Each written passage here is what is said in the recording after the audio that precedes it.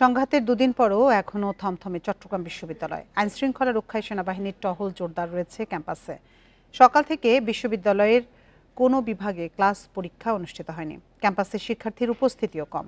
এদিকে রোববারের সংঘর্ষের ঘটনায় এখন পর্যন্ত কোনো মামলা হয়নি বলে জানিয়েছে পুলিশ।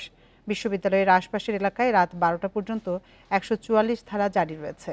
এর মধ্যে দুপুরে প্রক্টরিয়াল বডি ও ভিসির পদত্যাগের দাবিতে 0 পয়েন্ট ও বুদ্ধিজীবী চত্বরে বিক্ষোভ করছে ছাত্রদল ও গণতান্ত্রিক ছাত্র জোটের নেতাকর্মীরা।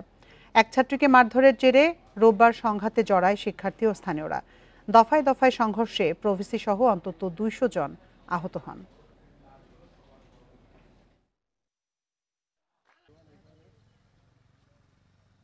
আর আশেপাশে পরিস্থিতি মোটামুটি থমথমে থাকলেও মোটামুটি এখন আপাতত ঠিকই আছে পরিবেশ। চিকিৎসা বাবদ খরচ সেগুলো বিশ্ববিদ্যালয় গ্রহণ করবে, পাশাপাশি আমাদেরকে যত ধরনের সুযোগ সুবিধা দরকার হয় বিশ্ববিদ্যালয় কর্তৃপক্ষ আমাদেরকে সেগুলো প্রোভাইড করবে।